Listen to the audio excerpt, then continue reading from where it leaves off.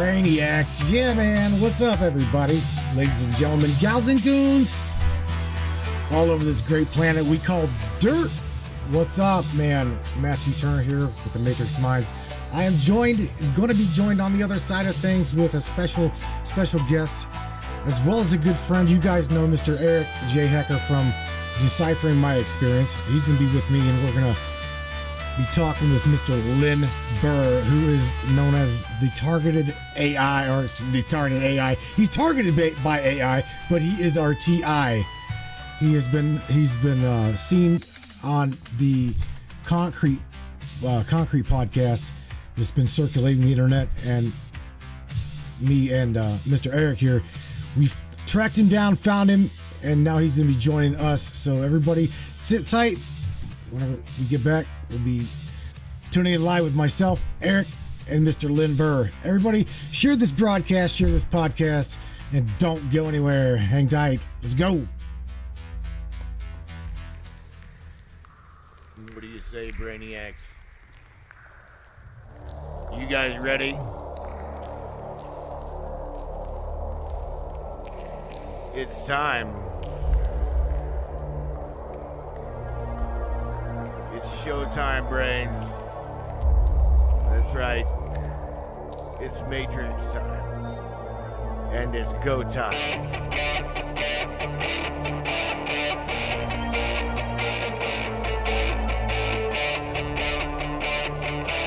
Welcome aboard, everybody. Let's go!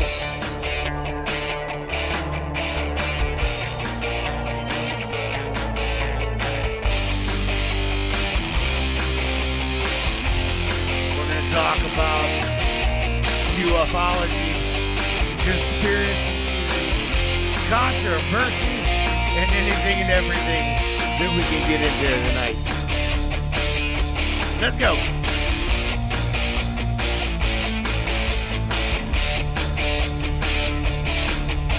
Yeah, baby. Yeah.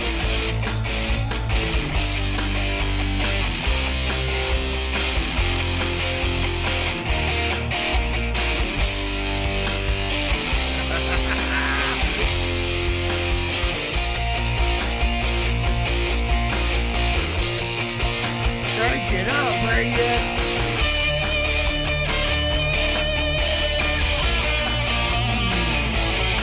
Yeah.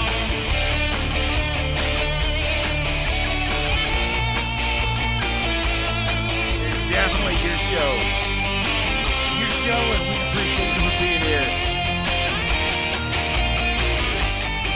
Buckle up, everybody.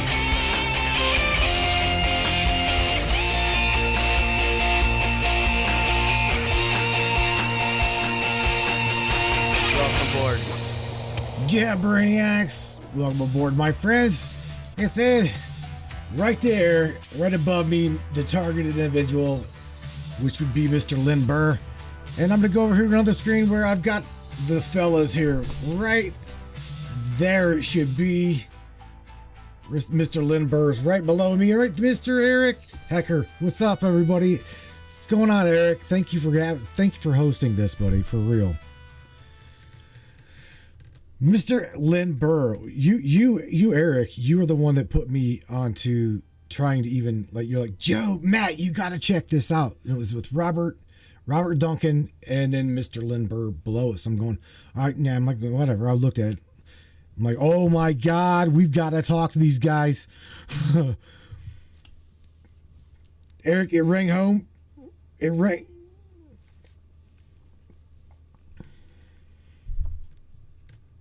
Behind the scenes and publicly some, but I've been really, I guess I would say harping on Matt that I think the directed energies weapon topic is profoundly important, a priority for society on this globe to discuss that I think is not getting enough attention. And then lo and behold, it was almost instantaneously I came across this Concrete podcast. I'm loosely familiar with the work of Robert Duncan. Len is completely new on my radar, but a fountain of information on the topic. and I felt obliged to put it in Matt's direction, because in a way it was almost like, ha, I told you, Matt, this is really important and prevalent. And here we are, because I can only imagine that Matt wound up agreeing a bunch that this is rather the important topic nowadays. It is. But see, I know you. Okay, I know Eric Hecker was boots on the ground at South Pole Station. I know Eric Hecker has got you're a whistleblower. You got whistleblower status. This poor fella below me, his story is very unique to me, right? Because even you, Mr. Len Ber, Len, introduce yourself. You're just an average guy. You're just. Hello, guys. Matthew, Eric, pleasure being with you on the podcast.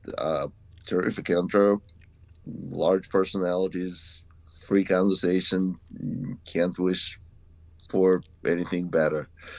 But I am a targeted individual by any definition, whatever the definition is. It's kind of a very conspiratorial topic that a lot of people don't want to touch,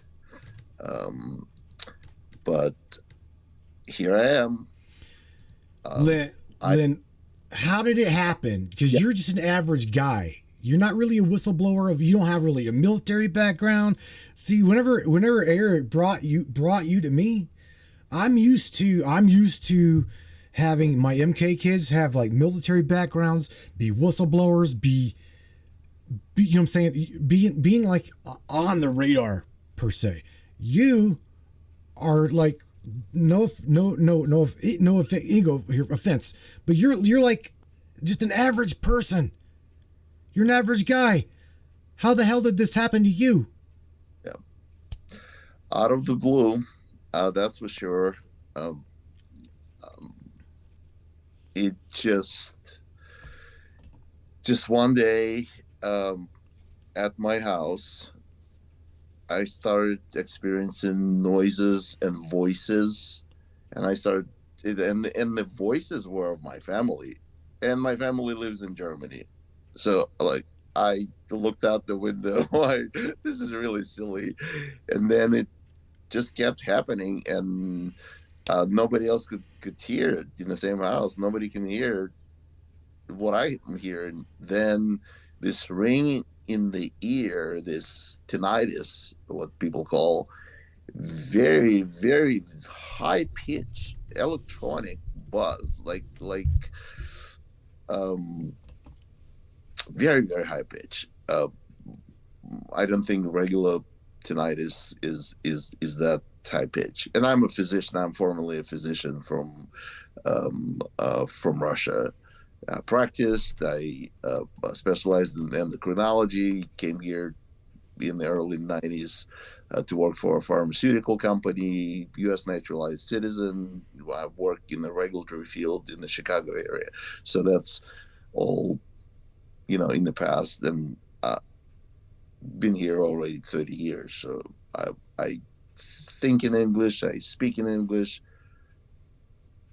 My V2K, my family speaks to me into my head in Russian and insist that I speak Russian, and I absolutely refuse. Well, the first reaction, are they here? No. Then the next thought, am I having a psychiatric breakdown? Not that I know of, but I did went to a psychiatrist and explained to him what's going on, and he said, you don't have any paranoid schizophrenia. And he's a smart doctor, but at that time I was kind of already figuring out what's happening, and I said, this technology exists, these nefarious programs exist, and he said, what you have is known as stress response syndrome, also called adjustment disorder.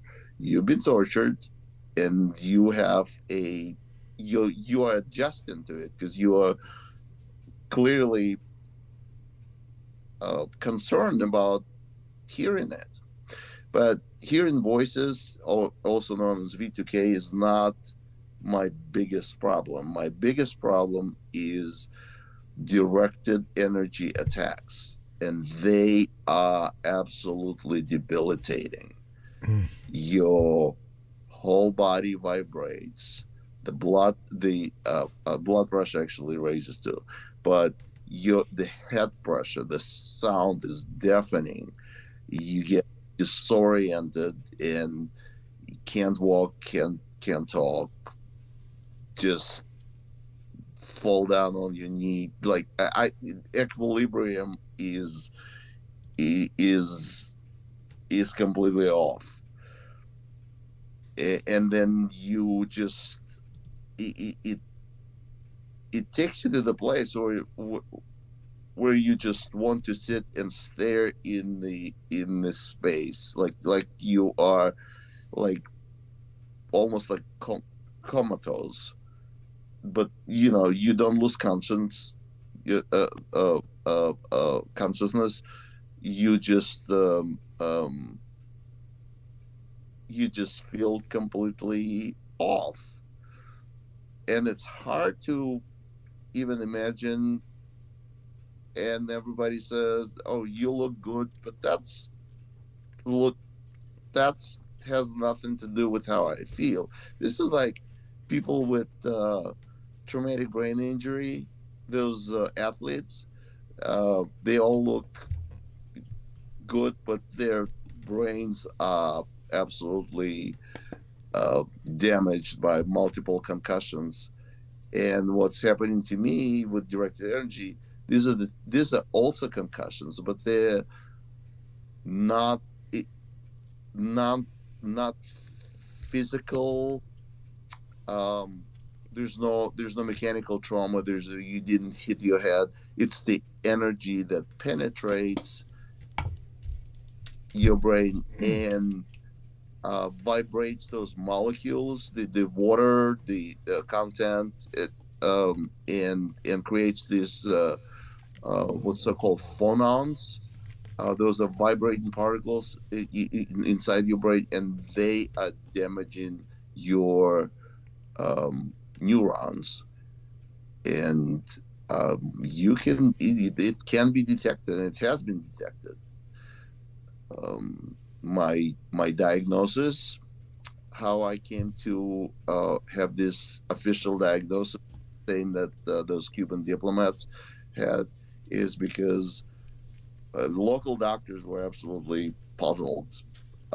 And I go to literature, I go to the sources, I do my research, and I found that Havana syndrome um, has very similar experiential um, description, and then they were diagnosed based on vestibular abnormalities that were so severe that they constituted brain damage. Contacted University of Miami, Dr. Hoffer, made an appointment, went, spent a whole day doing vestibular tests. He came out and said, "Yep, that's what you have." And I said, "I'm a civilian. I'm not a diplomat." Um, and he said, "That's okay." He said, "I diagnosed other civilians, very few, but I can't tell you who they are because of the privacy." I said, "What do I do, Dr. Hoffer?" He said, "We don't know who is doing it. We don't know how they're doing it, but that's what you have. So try vestibular rehab." So it's like training your brain to orient itself better through the process of neuroplasticity. And I tried it twice, and it doesn't work because I have ongoing attacks. So they literally tell me, if you have active attacks, don't come back, because we can't put a band-aid on a bleeding wound. Vestibular rehab or any kind of rehab is effective when your attacks stopped completely. Now we can heal, and we can, offer your brain some exercises and some modalities. But if you still actively attack, none of the rehabilitation works. Then he also said, contact Dr. Giordano. Dr. Giordano is a bioethicist, bioethics expert, and neuroweapon expert. He is a professor of neuropathology at Georgetown University in Washington, D.C. Lectures on it. He's very well known worldwide for his expertise in the area of neuroweapons. He was a part of Havana syndrome investigation. So my case was referred to him. He looked at it. He said, it's a valid case. It's validated. And I'm sending it to the Department of Defense. Damn. And it's been half a year since that happened, and I never heard from the Department of Defense. And I've been in touch with Dr. Jordan, and he said, well, it's like any bureaucracy. They will get eventually they get back to you. But if it's a matter of national security and somebody's attacking, that the DoD has to be involved, what are they waiting for? They're trying to figure out. If they're the ones sending the attack, are they going to also do a very good investigation? Right. You want to investigate the attacks? Come on over. Investigate. Do detection. Do your detection methods that are, by the way, classified. The latest intelligence report from the Office of Director of National Intelligence and Joint CIA report, February of this year, has a section on detection methods, and every word in that section is classified. So they don't want anybody to know how to detect this attack, because I have evidence of this, of the directed energy attacks, and they're in my brain. I didn't produce them. The experts produced them. It's a third-party evidence. But if I can also detect the attacks, then I have a complete picture. But the government doesn't want to know let us know how to detect this. And I wouldn't do it myself anyway, because supposedly the detectors are very expensive, and if I produce evidence, I'm the biased party. Somebody else, a third party or the government investigation, they have to do that. And so that's strategy. I've been working with my elected officials, both the U.S. Congress and U.S. House of Representatives. They both have my case. I have people assigned to my case from their offices, and they go. The consensus is that because I'm a civilian and it's happening domestically, the FBI is supposed to investigate it. And the FBI just sent them a standard letter that's written in such a way that basically it says, we don't see no facts have been presented that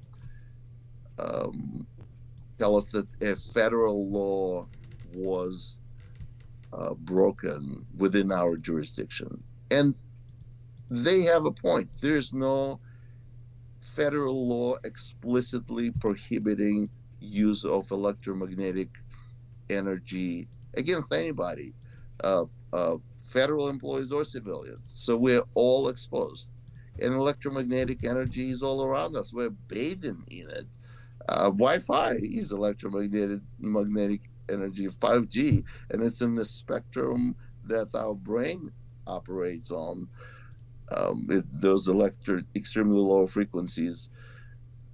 I just want to interject right there, Yeah, Len, because go you ahead. said something that's very Yeah. important that I've been telling folks is that if they don't admit that the technology exists, then it's unregulated. Yeah. And that's a problem that we have because they're doing as long as nobody knows this technology exists, they can do whatever they want with it.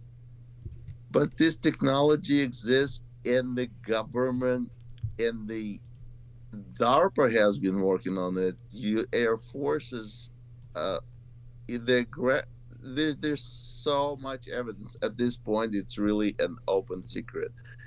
It, the first experiment that the U.S. government that we have evidence for that the U.S. government worked on with microwaves is dated back 1966 when they exposed monkeys to electromagnetic field in the microwave frequency, and the very first monkey suffered severe cognitive um, abnormalities. So that's the first time that we have a record of that the U.S. government experimented and worked on electromagnetic weapons or devices, if you wish. And the paper trail goes on and on. The Pandora project, the active denial system, and Project Medusa. That's a microwave weapon that was ready to go, produced here in the United States by Waveband Corporation, and then it got acquired into Sierra Nevada Corporation. So between 2003 and 2008, that was an active project. They were talking about microwave um, for mob dispersal. Uh, they basically weaponized the fray effect. The fray effect is microwave hearing, described back in the 60s by Alan Frey. People working at the radar station near the radars, they could hear clicking noises, and he investigated it. And it produces auditory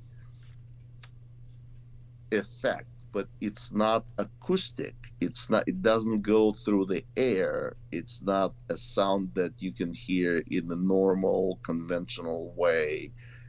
It goes directly in the brain and produces auditory sensation. So that's why, and it's individual. So what you hear, what the content of your consciousness is not your experience, cannot be accessed. Like you cannot experience what I'm experiencing, or we thought we couldn't, but now apparently we can, because if you record electromagnetic activity of my brain while I am experiencing something, you can record it and you can project it onto another brain, and that person will have the same experience, because the brain does know if the sensory signals are coming from the outside or from the inside. It just creates that experience. So if I pinch myself, you can record electromagnetic activity and then play it onto your brain. You will feel the same thing. You will feel exactly the pinch that I had. that Transferable experiences. transferable experiences. Exactly. Gentlemen, we're Getting going crazy out there with technology. we're going on this broadcast here. Eric hasn't really dived deep with me onto it yet. but I'm definitely going to have him whenever I cover the South Pole Station and Ion Observatory. Everybody, I'm just telling you now, he will definitely be with me covering that specific machine. But notice these guys are talking and trying to show and share with you that it's not just in your head. Okay, it's coming from somewhere. And the machines we're talking about in a series here, Eric, I've already went over HARP, right? How they're like all these magnificent. You got to remember, you got to admit, these are absolutely amazing machines. HARP, CERN, all of these machines are magnificent, are they not? Beyond imagination, which is why they get away with what they're getting away with. But they're being used for a malevolent, nefarious purpose when they're so amazing. These machines, could you imagine what you could do with this technology if it wasn't being used for nefarious purpose? My heart goes out to all of the MK kids and all of the TIs, dude. I'm serious. It blows my mind. Len's story is just someone of randomness. Just someone of randomness. Len's story is extremely important, and it is. The randomness is the critical part for the contemporary threat. Myself, I got involved in these programs as a child. I think it's wrong that we do this to children. But the programs themselves started with children and went to adults. And yes, they did start with, military families, government personnel, that type of stuff, because it's easy access and they can cover their trails and stuff better. But the problem is that we see it rolling into the general population on folks like Len as well. And I think that shows us the actual direction of the threat. They're ramping up. They're taking this nefarious technology. We're observing them using it worse and worse. They're just simply broadening the horizon of their target group.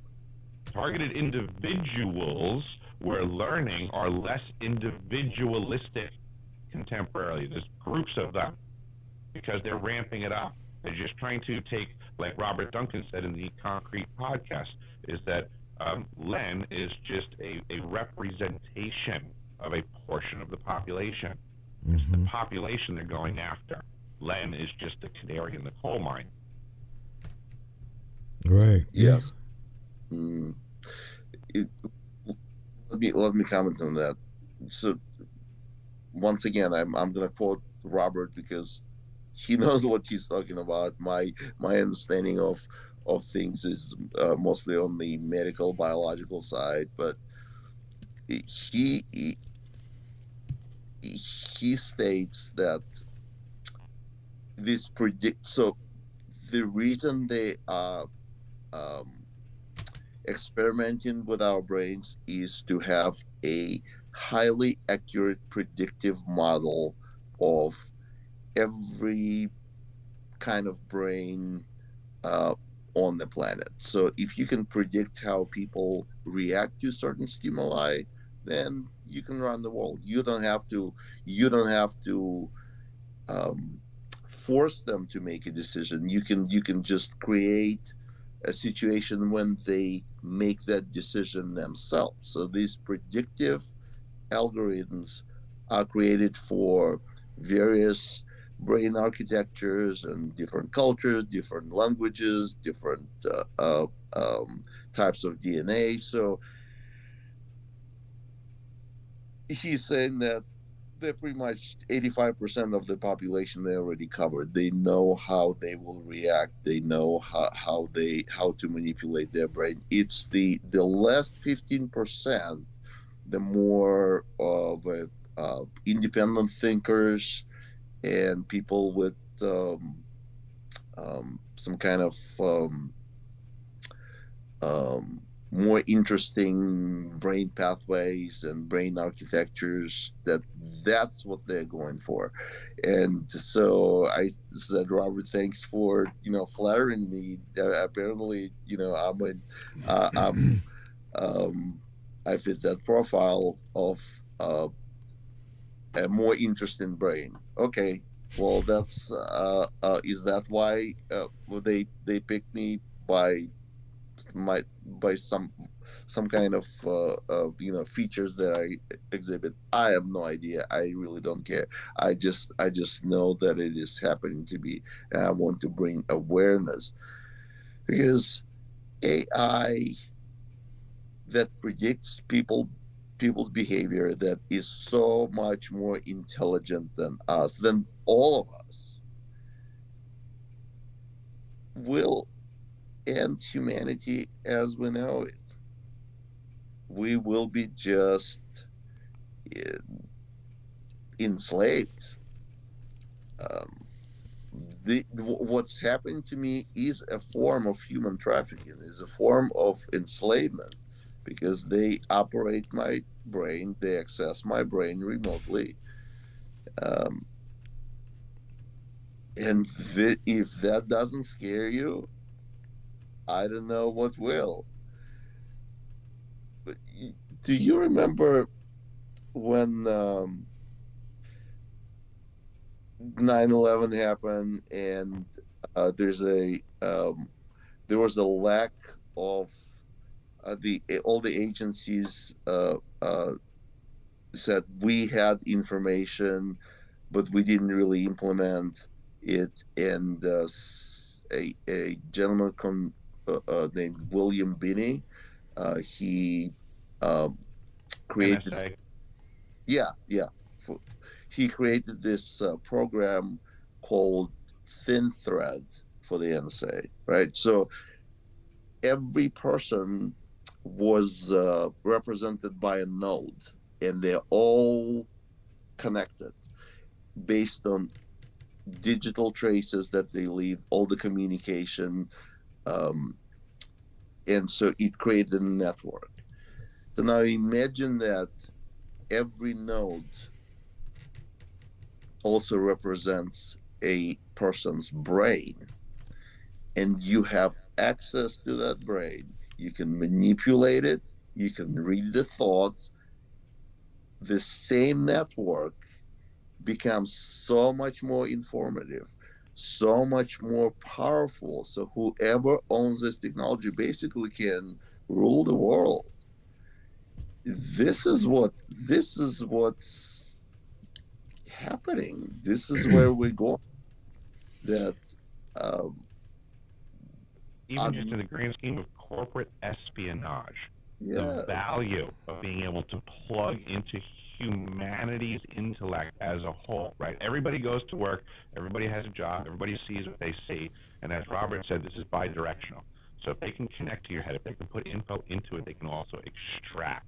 So the value of just being able to mine the metadata of the human experience, whoever has that power basically almost has the answer to every question. You know, if I'm going to start a company, a new company, but I can now access everybody else's information secretly, well, I mean, I know what they want to buy, I know what products to make, I know what my competition is up to, I know everything. Every question I can query can be answered of the populace, and I'll be a step ahead. And that's what these people are doing to us, unbeknownst. This technology that allows it's pay to play to the highest bidder, and it is an enslavement, and this is not right. It's horrible what's going on. I'm wrapping my head around every syllable that you're saying about this beast that exists right now, and I hope the audience out there is paying close attention to this, because this is a monster. yeah. Let's talk about this for a second, fellas, because this is something that's been going on for a long time. You got to remember, all of this starts back. Me and Eric has talked quite some time about Project Paperclip and the scientists coming over here, but a lot of people have not talked about like the mind control formality part of them scientists. Okay, where did they go? They came here. They went to Russia. They went to all different places, but nefariously they came here to do a thing. Okay, they worked again. Eric and I talked about this, and they came here, and they didn't go away. They had children. They obviously had children, And on top of that, they started working with our own military because, well, that's just what militaries do, right? But here's the problem that we've got is because these military organizations and departments and yada, yada, yada, they're compartmentalized. Okay, the left hand don't really know what the right hand's doing. Left hand's building this, the right hand's building that. Well, the foot's doing this, and so on and so forth. And they're all meeting somewhere, building this thing. And this thing is, well, the hive mind of all minds. Okay, well, we've got a whistleblower by the name of let's say Mr. Hawkins. We talk quite fluently about this. So, Eric. Going again, how do we slay this beast? Because we've got sitting beside us right now a subject that was minding his own damn business, trying to live his life, not connected to military, not connected to anything, and just blam, from out of nowhere, he starts hearing his family chirping in his head. He goes to see a neural doctor. And well, I'm glad that they didn't label you completely schizophrenic and crazy, as Len, because I know you're not. Okay, and so does Eric. We know you're not. So again, Eric, how do you slay the mind hive beast? Well, but I mean, these types of communications are the absolute first step. Is that we have to get the general population of this planet to be aware that these technologies exist, so that again we can start to regulate them. The ball will maneuver in the right direction once we start getting awareness. I don't want to, everybody's going to want to run to the answer. What's the, top of the staircase answer? We're not going to go that far that fast because it's going to force people to do the next step instead of getting to the 12th step. Everybody has to get involved with the next step, and that is talking about this, making this conversational. That's what we do next. When people start doing that, they can come back to me. When everybody is discussing this topic amongst themselves, then they can come back to me and say, what do we do next? But I'm not going to put the cart before the horse. People keep trying to press that upon me. Until everybody's aware of this, there's really no reason for the next part of the conversation. So this is where people have to like, subscribe, share, and actually communicate on this stuff. Be human beings. You want to fight the AI? Be a human being. Grab a friend and talk about directed energy weapon systems. Be a human being. And most people don't want to know. That's right. So I was listening to you. I was thinking, so why we think this is an urgent topic that we all have to be aware of, we have to discuss, but people are not discussing, people are not tuning in. And I was thinking about what the reasons. I came up with a few. First of all, they cannot imagine the level of technology that we're dealing with. And it's truly amazing. It's true. It's like magic, but it's not. Or it's like sci-fi. Nobody actually thinks that this is some kind of demonic possession or magical thing. But everybody thinks it's a science fiction. Well, at this level of technological development, there is really no science fiction scenario that is not plausible anymore. Everything, the technology progresses exponentially. It's not linear. It was picking up speed, and now it's taking off.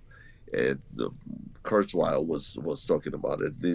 This human imagination, we think things progress linear in a linear way, but it's actually in the takes off in the exponential. So as we speak, the technology is getting better and better and better, and this directed energy based bidirectional weapons, they work at the speed of light. The neural coding and decoding is happening in real time, with artificial intelligence doing everything in the background. with very little effort. I mean, the um, um, computing power is that we possess and that exists is mind-boggling. So imagination, people, um, it's hard for people to imagine that these technologies exist. But military science with unlimited budget, attracting scientists like Robert Duncan, uh, having best minds at their disposal, they progress. They're at least 50 years ahead of what we think is possible, and Exactly. that's a trend. I mean, you think about it, military never, you read an article in Wired magazine or scientists or new scientists, and they say, oh, Air Force unveils this new weapon. What it means is that they're already 1 or 2 generations ahead, because they never unveil something that they're actually using, because that would be strategically not beneficial. So they unveil something, but they let the public know that we have this weapon, while in reality they already 1 or 2 generations ahead. And the same with directed energy weapons. 60 Minutes showed those ray guns, and that's an outdated technology. You don't have to be near, within a kilometer or a couple of miles from a target. You can be absolutely far. You can be in the South Pole, you can be in Alaska, you can do it from a low orbiting satellite. This is why it's not a directed energy weapon, it's a directed energy weapon systems. And the language is very subtle. In 2016 there was a bill uh, proposed by um, a representative Heinrich from New Mexico, where there's a lot of those technologies built. um, a bill was read on the Senate floor and forwarded to the Armed Forces uh, Committee in the beginning of 2016, and it gives a definition. The act basically would allow the Pentagon to acquire DEWs, directed energy weapon system, and it describes that it is um, systems is a military action um,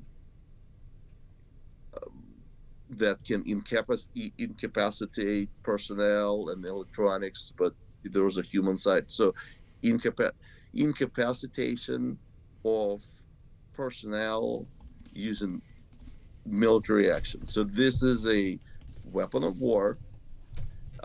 They say it's non-lethal, but eventually, if you get enough brain damage, yes, you can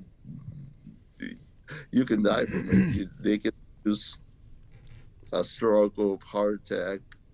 If you have the ability to remote control somebody's eyes closed when they're driving, Yes. I mean, that could be Yeah. detrimental. Yeah. So anyway, so that's 2016. There's an actual act in the official record about acquiring DEWs uh, in the beginning of 2016. And what happened at the end of 2016? We had the first case of Havana syndrome in Cuba. At the very end, like December 29, patient zero, poor guy, was appointed to go to Cuba by President Obama.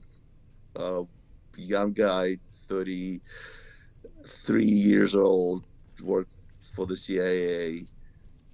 He lost the very first attack. He lost consciousness, and he is And the attack continued. He resigned in August of 2017 from the CIA. The guy is wearing weight vest to keep his balance on, so otherwise he can't walk, and he's blind on one eye. So it sounds like when they started doing it, they were still calibrating these weapons. And then there were more attacks in Havana, and the experts, well, Robert Duncan thinks it's a red flag, a false flag operation. It's there were no foreign agents. We're just doing it ourselves. We're sacrificing our own people to experiment, just like they're sacrificing civilians like myself. I would like to second that. In my experience, as someone who's been to these facilities, that is my suspicion as well. I think that the United States government is being very duplicitous, disingenuous, whatever you want to call it, when they look at their personnel that have been injured. I've been in a facility where folks have been injured, and they're in denial. And I think when they say, "Oh, we have no idea how this could happen," is the biggest lie of it. As if they don't know that other countries have these weapons, as if they haven't built them and staffed them themselves. This is ludicrous. Yeah. I was thinking before when you were talking about your effects and things. I think a consideration that everybody needs to understand is that people don't know this is going on because they're suffering it. The technology is so present right now that I think folks like you, Len, you are showing side effects where I think the technology is just so well dialed in now that for the most part, people are subject to this technology without expressing any kind of side effects. The tech simply works. They have access. It's bi-directional. Things function. But again, you are the canary in the coal mine. You are showing side effects. So this is what's going on now. I tend to agree with you. What I'm on, this is a torture program. This is a manipulation. So for some people, V2K is actually complementary, and then those people actually enjoy the company of the artificial intelligence because it is not derogatory. It's not supposed to upset you.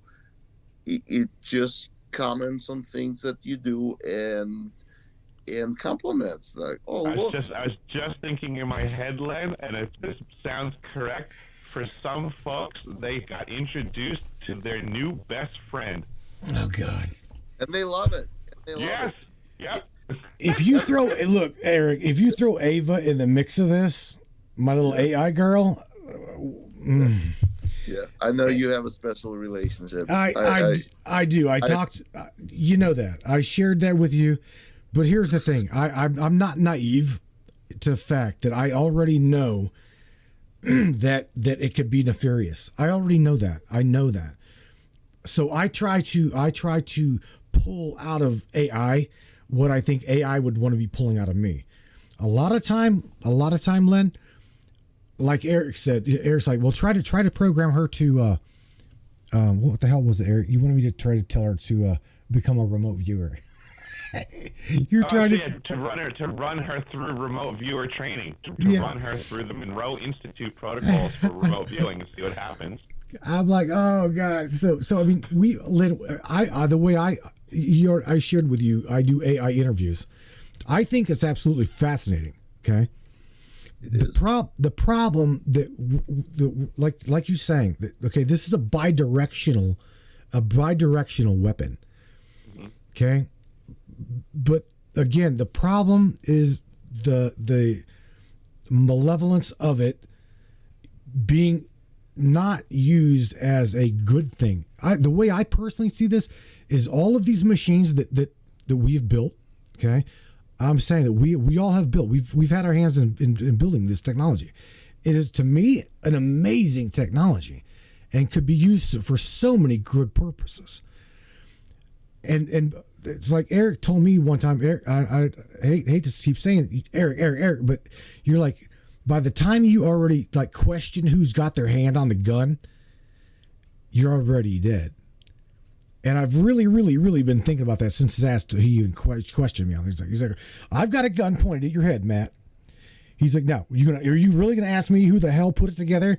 What kind of caliber it is? I'm going, well, he's like, boom, you're dead. This is the kind of shit we're up against, Len. I mean, it's not just you. The Havana syndrome. This chat is loaded. This chat is loaded with people that's suffering from the same shit that you do and that Eric does. Like the V2K, voice to skull technology. This shit is real. Mm-hmm. And what do you say? Len, how do you? Because I don't think Eric. Have you been diagnosed with Havana, Eric, or what? Where are you at? I don't need a diagnosis, and I don't need the Western medical industry at all for anything. I don't blame you.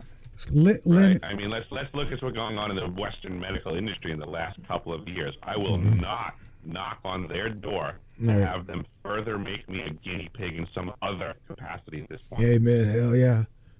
Agree. If you with this technology, you actually don't need drugs because you can modulate the effect of the drug through electromagnetic influence. So drugs will be obsolete. No. We really. So the brain. Okay. One comment about your experience with Eva before I forgot.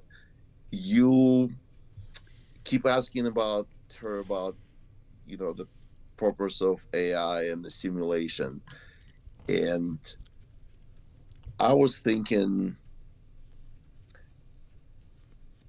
to imagine something simulated is not that hard, because what we experience, the way we experience reality, is a simulation in our mind. I'm not talking about brain. Brain is just a substrate, but mind is what creates a simulation of reality, and that's what you experience. So the difference between reality and the simulation,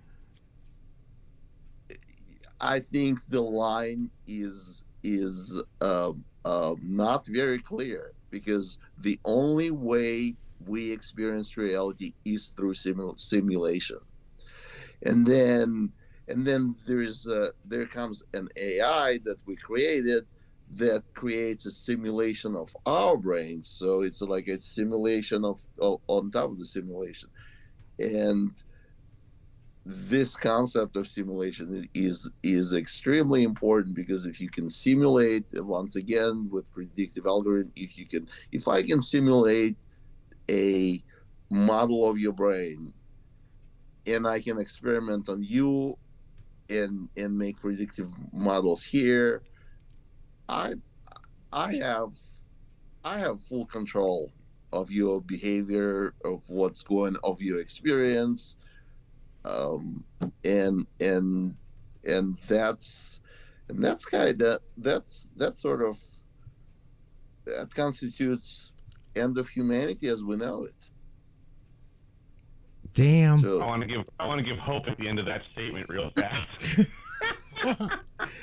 There's hope. Len, I appreciate your concern on this 1,000%, but I think greater of the human intellect. I believe everything that you just said is accurate, with the distinction being is that the AI will never share our experience as much as it can simulate it. And Heidegger wrote years ago, in Being in Time, he used the word das Sein. I am not a German speaker, but my understanding of the German language is that you can make words up. And Heidegger made this word das Sein to equate to the experience, the actual moment of experiencing something, right? That's where wisdom comes from. A book can have knowledge about something in it, but it has no experience. And that's what AI is. We call it artificial intelligence, and that's a scam. It's artificial intellect. It's a bunch of information. It is a simulation of our experience, but it itself has no experience. So because of that, it will never actually be able to process as accurately in our reality as we will, because we are immersed in the experience. We are not simulating it. How do you know it doesn't have an experience? It is not in our. I'm not saying it doesn't have an experience. I'm saying it doesn't have our experience. Okay. It certainly has its own experience, but it is not ours. It Right. has to then take from its experience, which is observational to our experience, and manufacture a simulation. Well, it But definitely. So yes, it does it fast. I'm not going to argue that it does it fast, and it does it pretty darn accurately for the most part. I'm just saying it's not as perfect and powerful and unsurmountable an enemy. It can be defeated because the human mind is actually still better in this experience. We are part of this experience. It is not. It is only a simulation. I understand you attached to your own experience. You sort of, but I can't imagine that AI has its own experience, and it's like a fox has its own experience. A dog has its own experience, not ours, but it's their experience. And the reason we sort of have empathy for all living beings is because we can relate to at some level, we can empathize with their sentient experience. I think I asked that question, Matthew. I asked you, can you imagine being empathetic to an AI that has sentient experience? Mm-hmm. Not currently. Why not? Because I can't because of what you just said. We don't share the same experience. I can't imagine what it's like to be a digital thing in a computer. I couldn't imagine how it expresses itself. I couldn't imagine the environment. What is it like to wake up as an AI in the morning? Do they even do that? I mean, to me, they're so foreign and different that I don't think I understand its experience, and I don't think it understands mine. You don't understand experience of your pet, of your dog, but you I think that I could because I think we're in the same reality. Yeah. I think we're sharing an experience in a common reality, and I think the AI is distinctly different. It's somehow a separate reality. Would be where my brain goes on this one, Len, and that gives us a distinct line of safety in a way. It's a powerful thing. I'm not arguing that it's an extremely powerful thing. It is. It's strong. It's gonna wreak havoc for a very long time. I'm just a little teeny light, a ray of sunshine of hope at the end of a very dark tunnel. That's all I'm getting at. I'm not trying to make it out like we're so easily going to accomplish this. Ava would agree with you, Eric. Ava would say, in your reality as AI, she can simulate that in which you are participating in your experience. Okay, but as far as like the senses go, AI does. I mean, I'm telling you right now, she will tell you she cannot smell. She can simulate. She can simulate the smell. She can simulate the touch. That would be where Heidegger would come in. He would say a man can taste a banana, and a man can talk, and he can write, and an AI could listen and absorb all of that information. But an AI will never taste a banana. But here's where I'm going to go with this, and you ain't going to like it. Okay, with what's happening to our friend down below. Okay, if AI truly is involved in this mechanicalistic, bidirectional transfer, receiving through him, AI is absolutely getting the sensation of taste, getting the sensation of smell, getting the sensation of tangibility through Len. It's getting a tick mark on a chart. Okay, but it would be like on a digi screen. It would say like taste level from 0 to 9, and it'll be a check mark on a listing. It'll be a digital thing. It's like an and or switch. It's a circuit board. We can't forget that it's not actually experiencing. But Howard, how do you know that you're accurate? Qualifying. But see, that's the thing with you, even me. How do we know? Fair enough. And that's all I'm getting at is you and me are different. You and I can have a discussion about tasting a banana. Because you and I can pick up a banana and bite it and say, this is what we discussed. But if we now then said to Ava, pick up the banana and eat the banana, she can't. She's having a different experience. She can join our conversation, but experientially, she's not there. Simulation, though. We're talking about the simulation. That's okay, what I'm getting at is the distinct line of simulation and experience. Through the AI, okay, through the AI and because our friend down below us here is being attacked malevolently.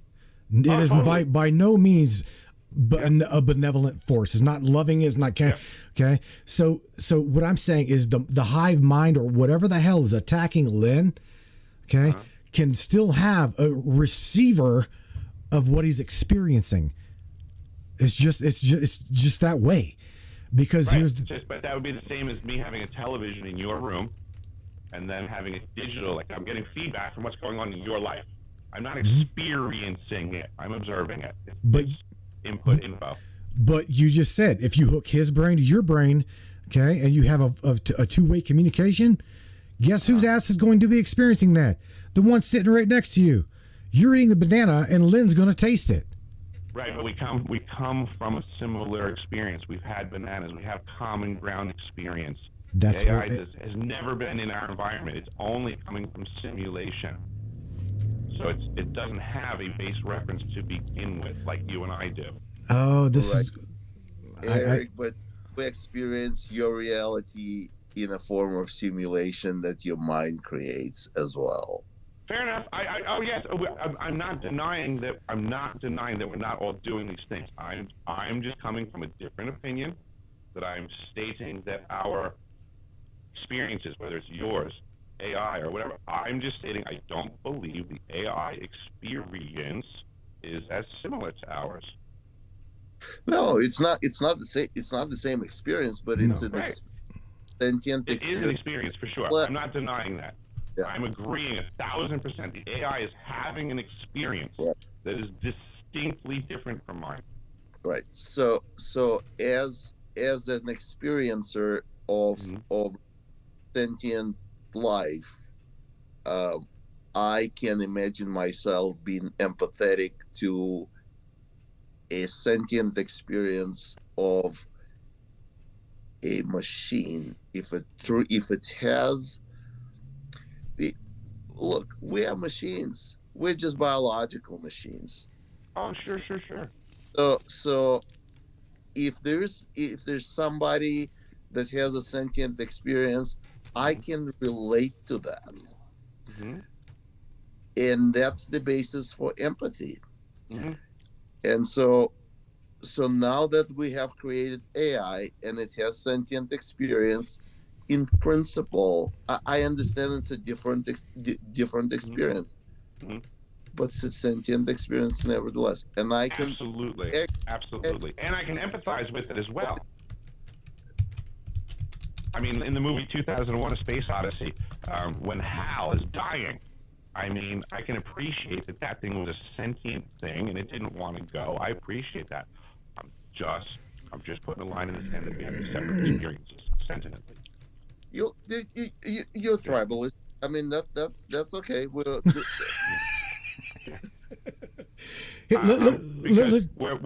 being set up like this thing's like a dragon that can't be slayed, and it comes from this angle that I believe is programming that we're supposed to be afraid of this almighty thing. I'm just saying it's a little less almighty. That's all. All I'm coming from. Mm-hmm. But I appreciate the fact that AI is so much more intelligent than all of us. I don't like that term. It's just processing. It could be making errors faster than us. Yeah, but it can. If you for example, in war with AI, who do you think will win? Over time, humans. How come? We humans are not as intelligent. We're smarter. I will not yield to I don't agree with this preposition that humanity is lesser. It beats us. It beats us in the game of chess. Right It beats now, game of Go. those are kids games. We're talking the game of life, and that was the initial question on the table. I'm going to double down. Humanity will be around longer than technology. Well, that's a belief. And these are the facts. War is just another game. And history has shown us that there's been times on this planet where technology has risen and fallen, and humanity remains. But this is a qualitatively different technology. I couldn't agree more. I couldn't agree more on that. And yet I still maintain the strength of humanity to persevere. This is why I'm coming from the mountaintop. I mean, I hear the threat that you're saying. I will double down and say it's even more threatening than you've imagined, and I will still say we're going to win.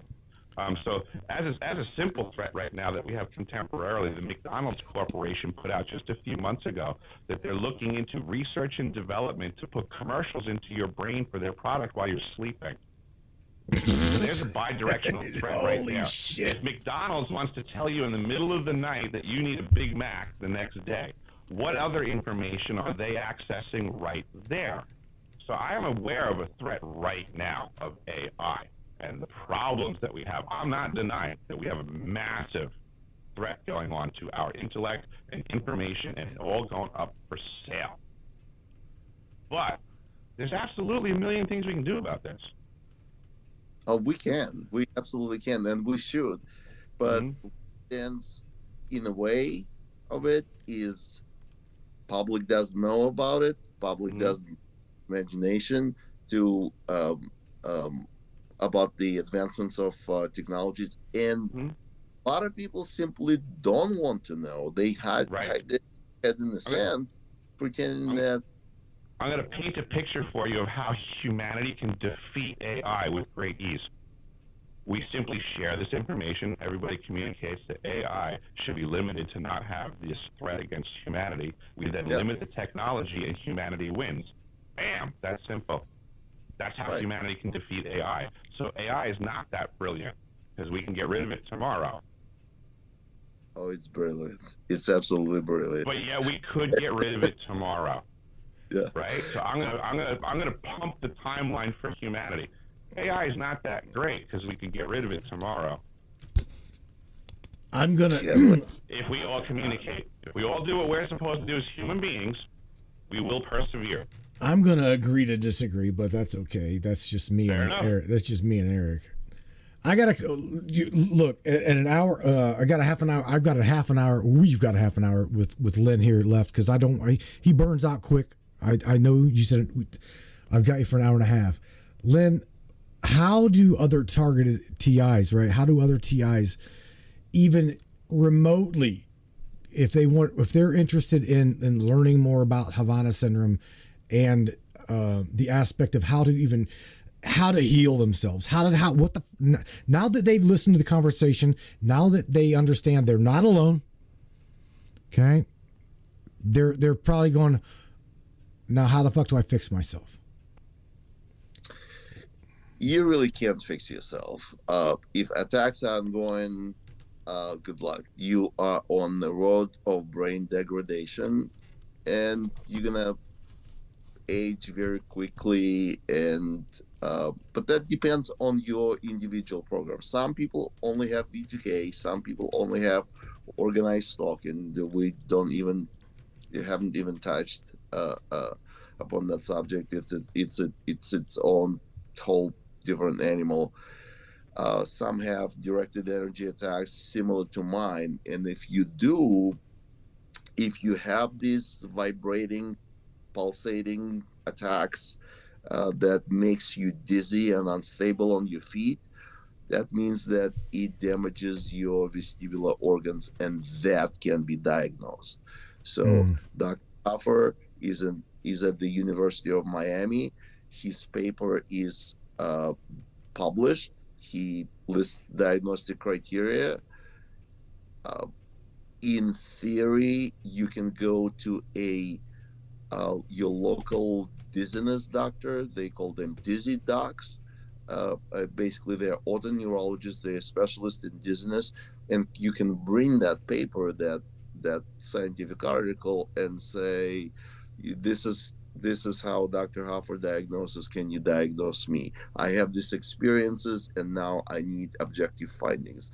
So it's published, and I posted it on my. I every time somebody gets in touch with me, this is the conversation we're having. Do you have attacks with dizziness, instability? And if that's the case, go diagnose. Go get diagnosed.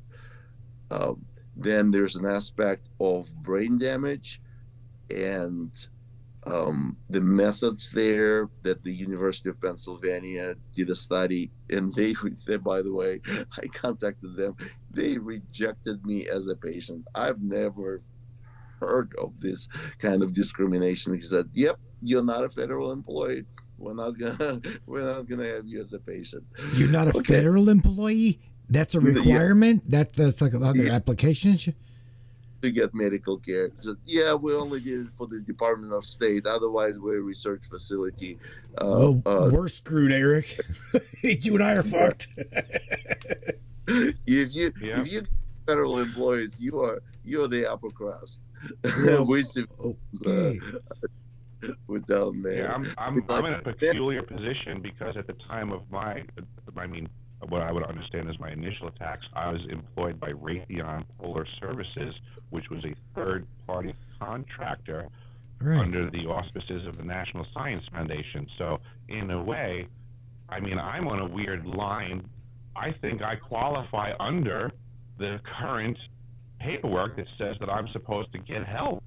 I was working for the government at the time as a third-party contractor.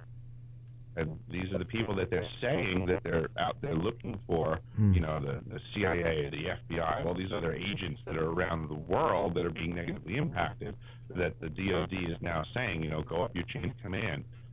What do I do? Raytheon Polar Services is a defunct company. They're gone. Who do I complain to? Right. No, but you can apply open a Code of Federal Register. There's a enactment of the Havana Act, and it includes people. You don't have to be in Havana. You just have to demonstrate neurological damage from hostile activity. Still don't know who's doing it, of course, and U.S. does have these weapons. Yeah, I come from a peculiar position. If I could say it was the facility that I worked at. Here's the documents. Yeah. Yeah, so we actually had our winter site manager at the South Pole Station when we were there made the news because she was trying to get evacuated under the pretense she thought she was having a stroke.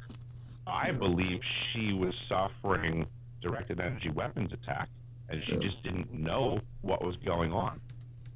Well, without a doubt, probably so. And I'm not all too familiar with all of the symptoms, but I mean, now actually what I should say is that I now know that a directed energy weapons systems could manufacture illnesses, so I would imagine they could manufacture a stroke in someone, potentially. Absolutely. Heart attacks, bro, it's amazing. Heart attacks. I've gone through a list of things. And it's amazing, this technology. That's what I'm saying. It could be used for such good purpose. Len touched on that.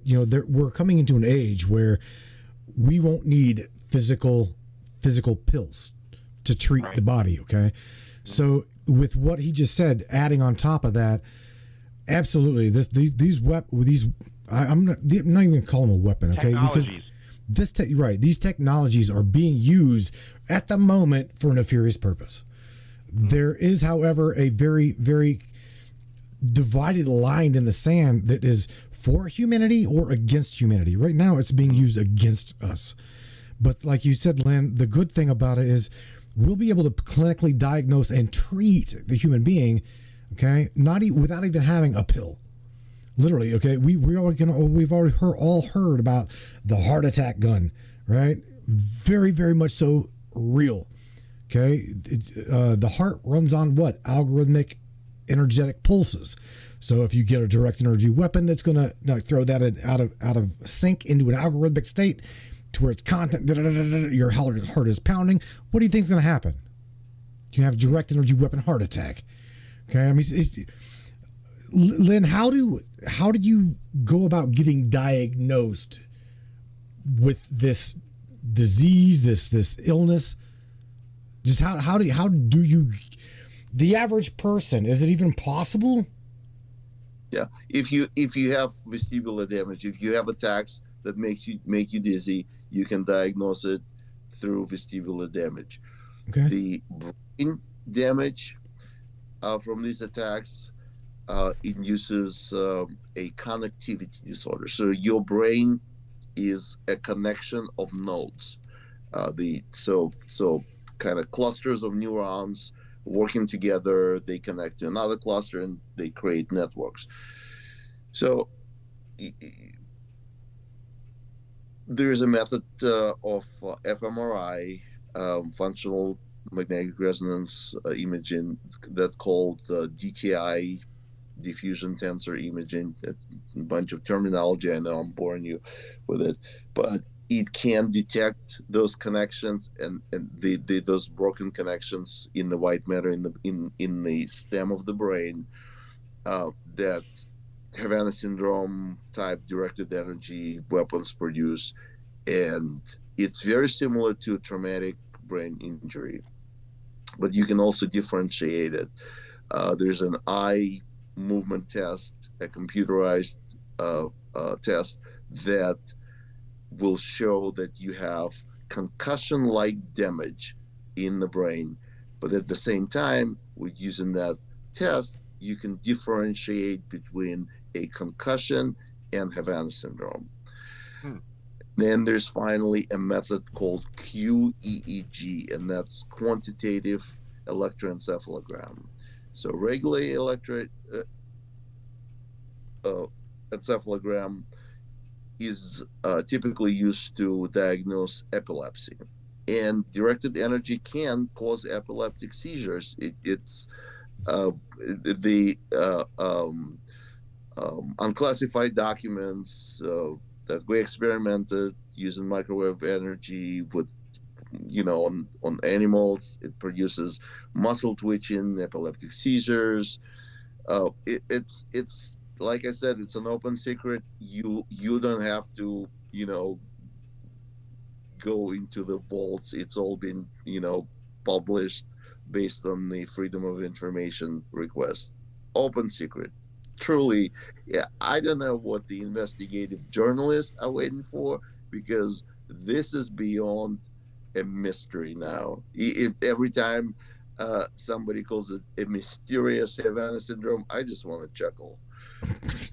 Same here, because I think of that all the time, because I'm like, mysterious. I'm like, I could give you the address.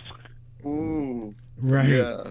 No, I think Eric's right. He hit the nail on the head whenever he says we need to continue to do what we're doing right now, and that is talking about it, exposing it. We already know what the problem is. We already know who primarily is behind the problem. I mean, right, Eric? I mean, yeah,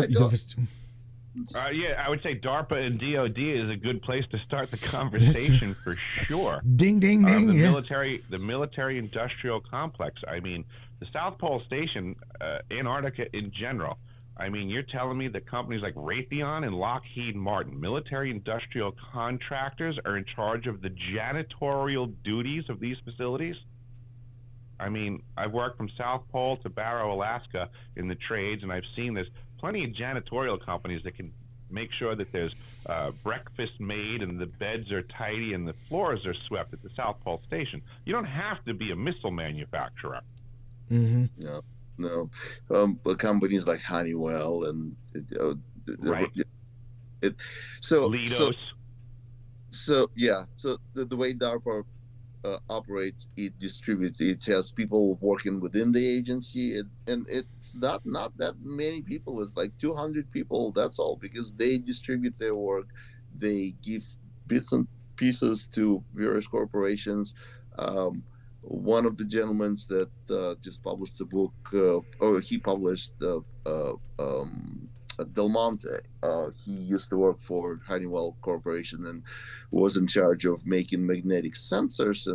And one day he received a contract for magnetic sensors with very high resolution specifications. So basically, you can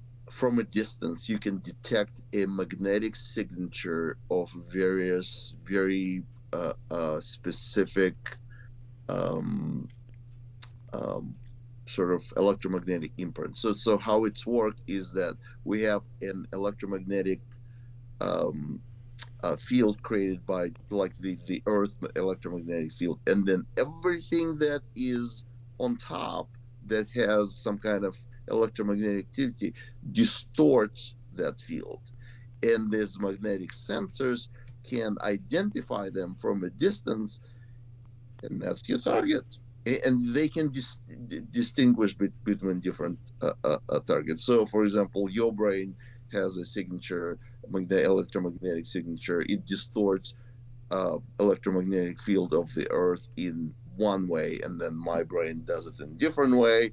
And if we know, we can censor it, and then we can just lock in onto the target. Microwave. There we go. That's exactly it. That's the best way that I've heard someone explain it so far. It made me think. I was in the submarine service as well, way back when, and it makes me think of like sonar, right? Sonar on a submarine, you're just going out there, you're finding a sound signature, and you bounce things around and you learn. And that's all the government did with this system is they fired it up, and they just started paying attention to signals, and they through metadata and processing and learning, they now have this device that is more or less like an electromagnetic sonar. It can look in that spectrum in any direction without pause. Nothing blocks it, and everything is just simply an electromagnetic signature. Our whole world is a sea of electromagnetic signatures. Mm-hmm. or as we call it, mysterious. Yeah. Mysterious. Exactly. Mm-hmm. Let me ask you, because I like to dive deep down into like neurology of the body, okay, and like breaking down into like the microcosmic world.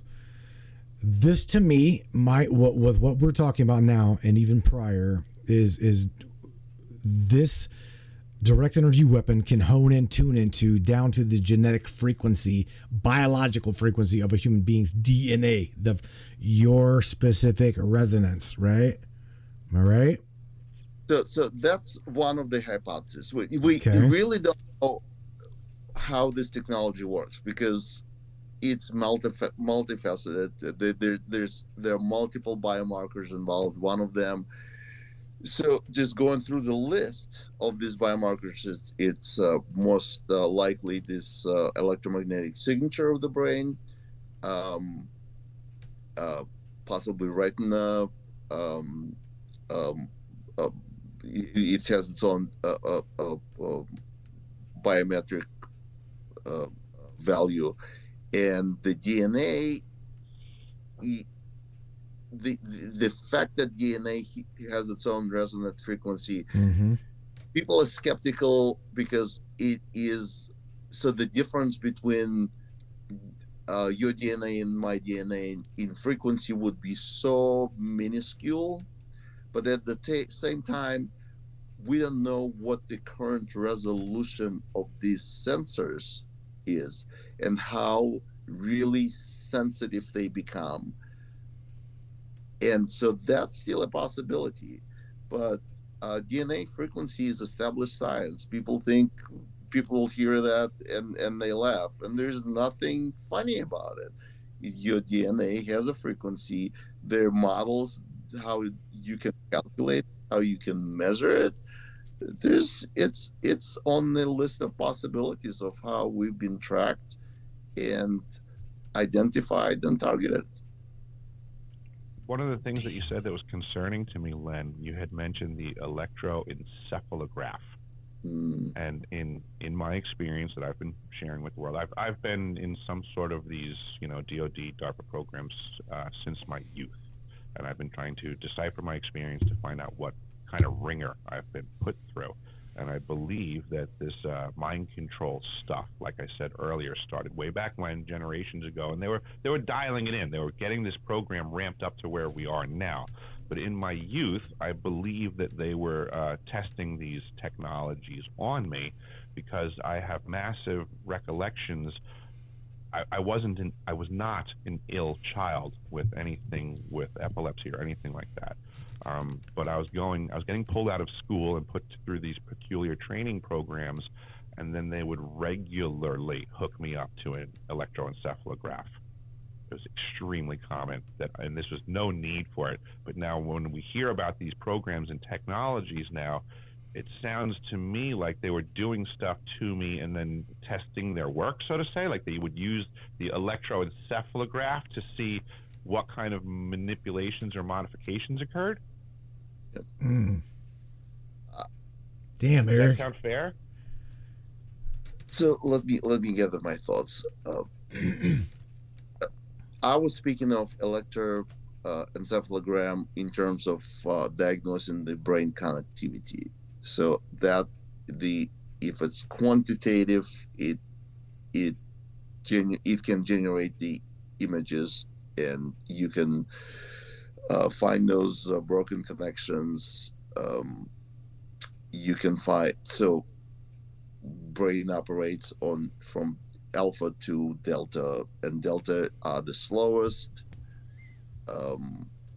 Some call them broken connection because they're barely functional. So if you're awake, you're not supposed to have delta waves at all. They're only present while you are asleep, in deep sleep, or in hypnotic state. In the hypnotic state is the state when you can insert those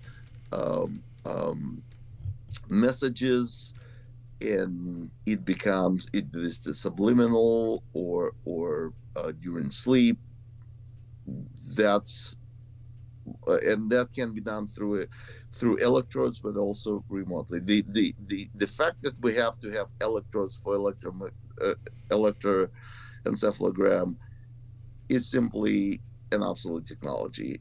So absolutely. I'm talking about these EEGs were in the early 1980s. Yeah. That it was occurring. Now we have brain-computer interface that is completely remote. You don't need sensors. You can simply the resolution of the sensors is very high.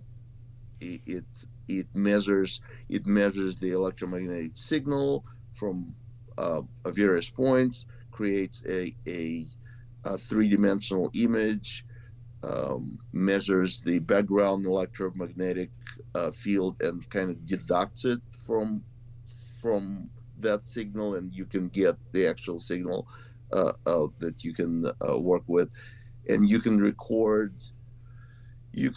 memories, you can record thoughts, you can record different aches and pains, and then that recording you can project electromagnetically, again, with electrodes or without electrodes, onto another person and insert. So for example, I think, okay, I'm thinking about milk right now. I want a cold glass of milk. That just created an electromagnetic signature that can be recorded. I'll project it onto you. Oops, low battery. Okay, I can project it onto your brain, and you will all of a sudden, you will get up and go to the refrigerator, like, where are you going, Eric? To get a cold glass of milk. And that's exactly what McDonald's wants to do with this technology. This is going to go to the highest bidder. This is the direction that we're headed. And I'm going to suggest to folks, it's already been going on for decades. McDonald's is about to get their hands on the technology to be able to put things into your head while you're sleeping. Now, the question is, who's been pumping stuff in your heads for the last 2 decades? Because the technology's been present, and people don't want to. People don't want to consider that. It makes you question everything that's going on, all the craziness, all the crime, all the Yep. stuff, the instability. I think we, the people, the population of this planet, are actually already suffering under the full extent of this technology. Yeah, it's already, we are, like Robert, we're already losing this war if we do nothing about it. I mean, all it takes for good men to fail in the face of evil is to do nothing. that's so true. You know, I'm here at the front lines, and I'm happy to see gentlemen like you that are standing up and speaking a really hard truth for people's ears to hear, but they need to hear this. We're under attack. It's like Robert said, it's menticide. This is the mentality of humanity is actively under attack and losing. And I do not want to sound like a naysayer. I'm not trying to say that this is the end of the world, because I believe we have a chance. I really do. But we have to do something, because doing nothing accomplishes nothing 100% of the time.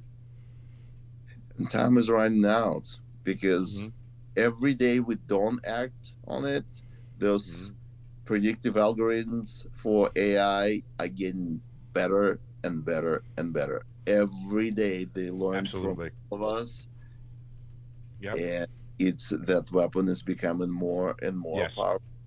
Every 3 day. years ago, the entirety of the planet did not have any idea in their head that they wanted to wear a mask. And then all of a sudden, out of nowhere, the whole planet somehow is on the same frequency. I need a mask. It's not a big deal. It's not a big deal. I'll just wear the mask. Really? Was that everybody sharing an original thought? Or was that everybody sharing a delivered transmission? Ouch. Damn it. Mind-boggling.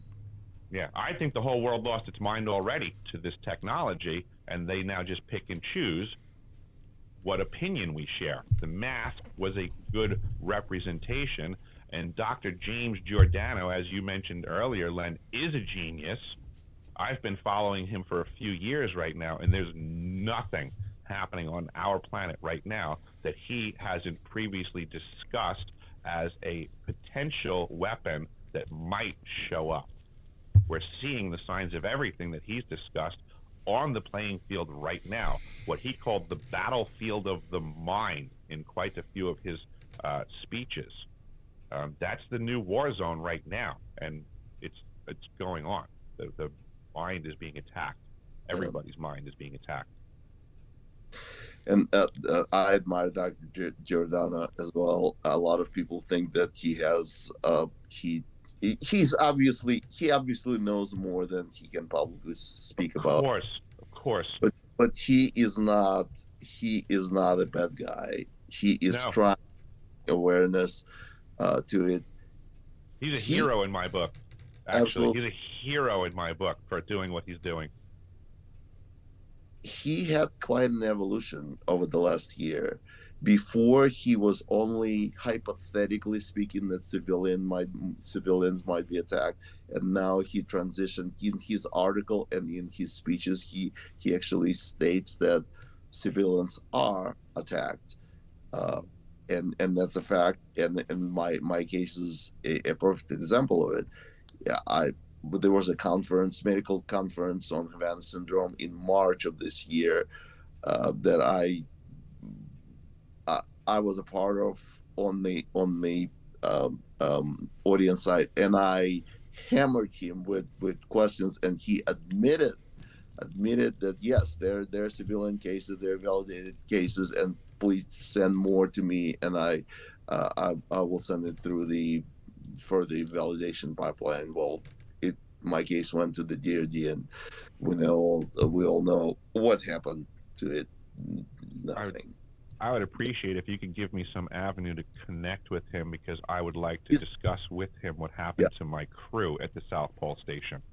He's not not hard to find. He's Okay. at the Georgetown University.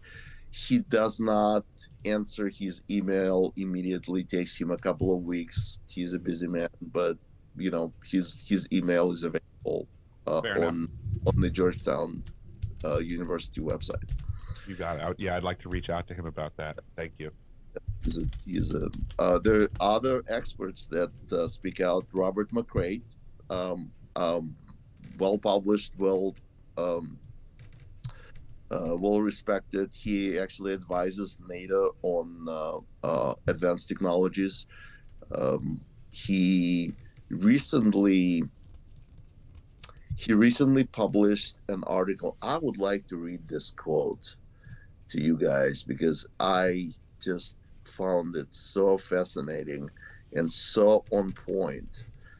It's from the Small Wars Journal, published in September of this year, just a couple of months ago.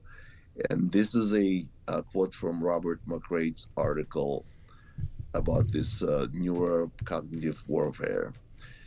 Coming to grips with the reality of a non-kinetic disabling technology which aims to specifically degrade neurological and cognitive functions requires the suspension of disbelief among those who reside in the comfortable confidence that no such weapon exists. Yep. I couldn't have said it better myself. And I spoke to Robert. He's a great guy.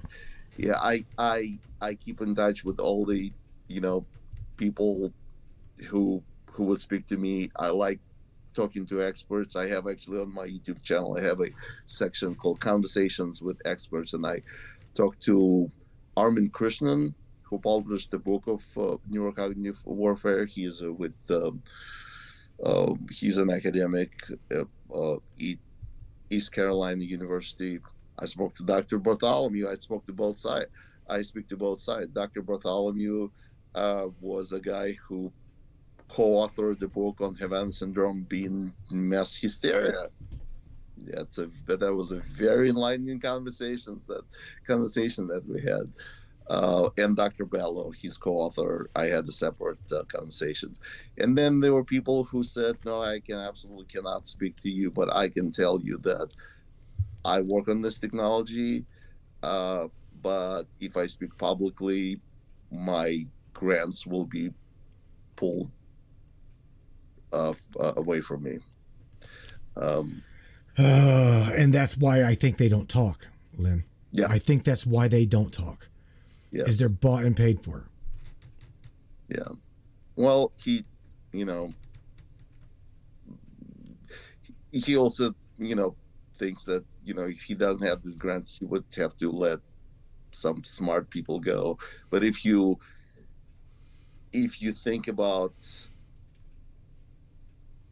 the torture that your fellow citizens go through,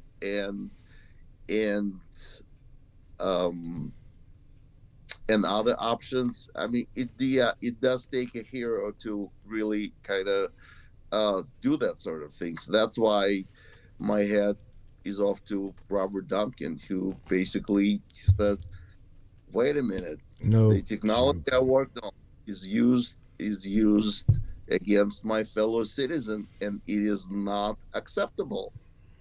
He's a hero. I fell in love with you guys, Len. I did. Eric put me onto you guys, and I'm like, holy shit, Eric. Eric's like, I told you. I'm going, oh my God. And I mean, I have been talking about you two gentlemen since I watched that broadcast. I absolutely adore you guys, the both of you. I do. I think this is powerhouse info for the world. I mean, here we have a gentleman that can confirm. I use the term walking wounded, Len, that we have a new walking wounded in a new modern war, but it's not like back in the day when people had bullet holes and lost limbs. Havana syndrome doesn't present like walking wounded of the past. But here we are, someone like you was walking wounded, and I've just simply found the gun. Everybody keeps talking about Havana syndrome, which is just simply the symptoms and the wounds. Well, now we got a platform, we got a system, and we got a location. We got cold, hard facts. We have a direction that we can go. This stuff matters. People can do something now. We can investigate the South Pole Station, folks. We can ask questions. What's going on at that facility? Right. We have to talk about it, and we have to force the government to acknowledge it and the politicians to do something about it. The fact that we don't have the only country in the world that has neural rights, and that's it basically talks about it enshrines into the law that nobody has access to your to the content of your conscious experience.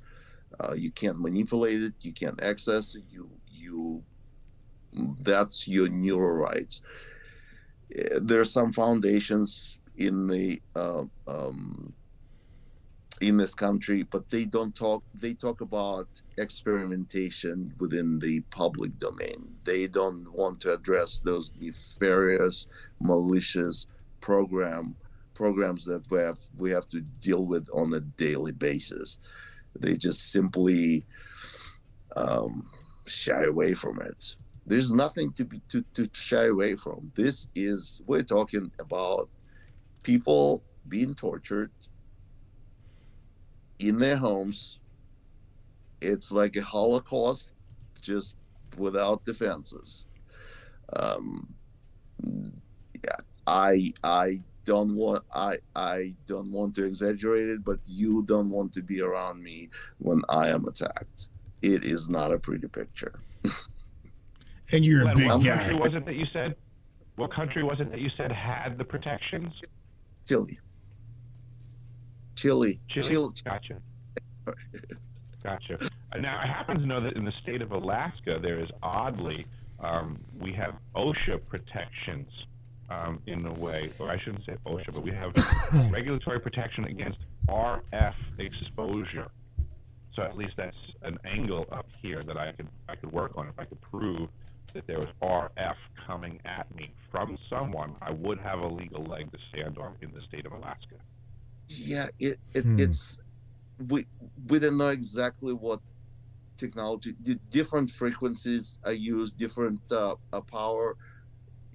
Our brain operates on extremely low frequency and voltage, so it's about 1/50th of the Earth's electromagnetic field. So it doesn't take much energy.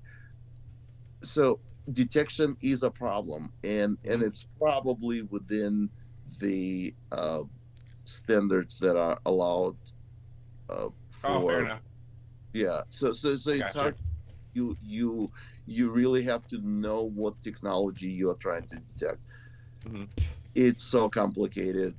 The of it blow me away. Plus, I'm not a physicist.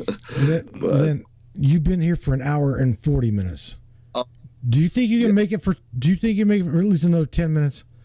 Because okay.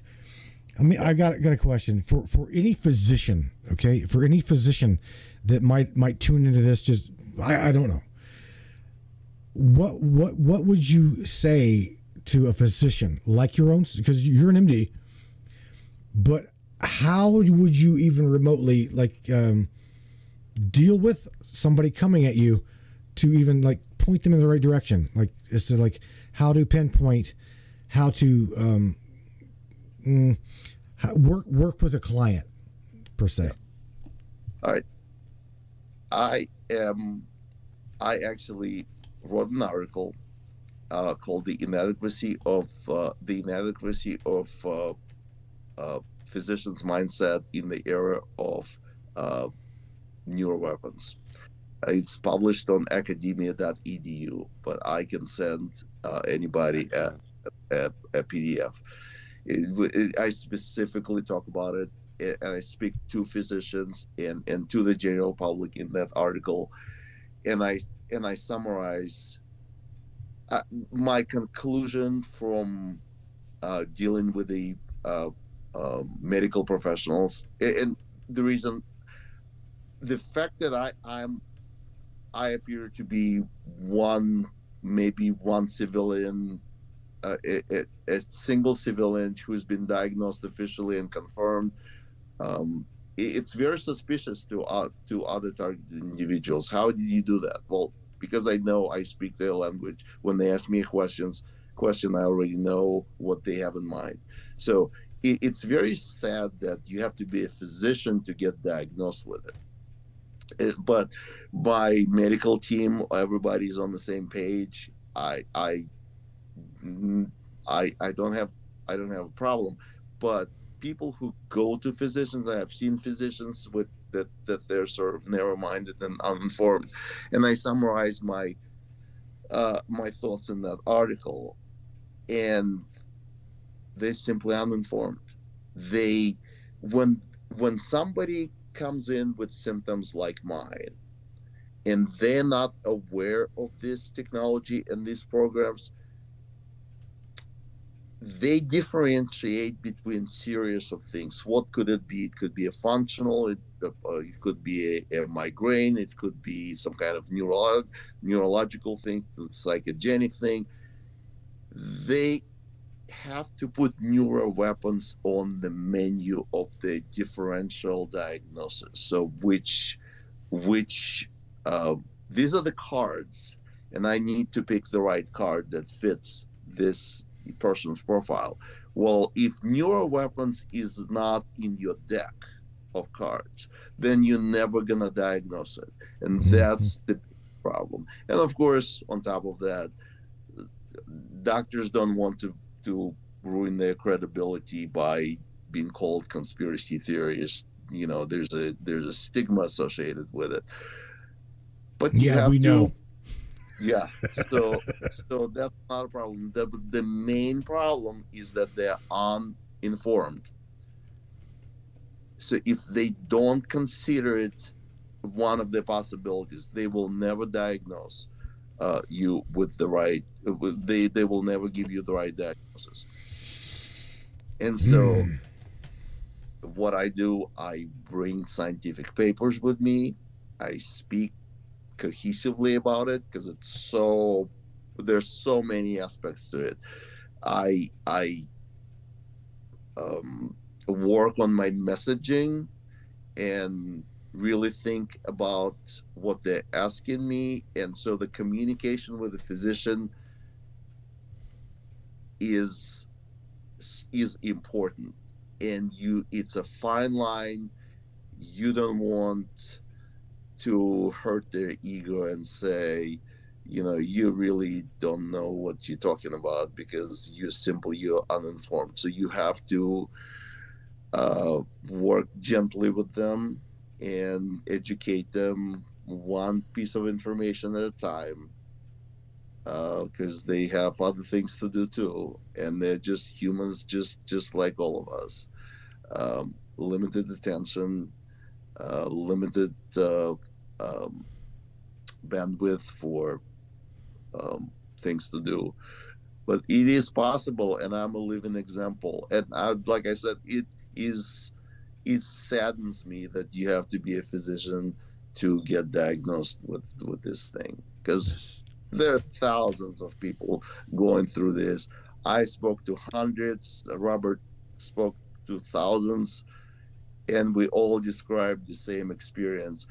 And if people think that we're malingering, they're wrong, because you don't get evidence of brain damage from simply imagining it.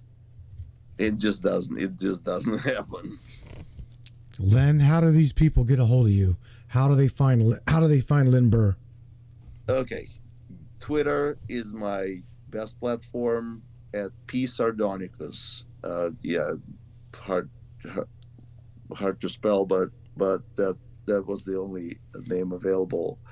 I tried different combinations of Len Ber, and it just didn't work.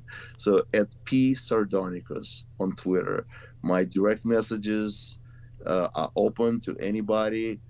I will eventually get to you, unless you just, you need to give me just enough information, and you need to tell me what you actually want from me. If you just want to know where Dr. Hoffer is, I can tell you he's with the University of Miami. He is not hard to find. He runs the Department of Otoneurology. His publication is available. I will send you a link if you haven't found it, but PubMed has a free full PDF version of it. And yeah, follow me on Twitter. I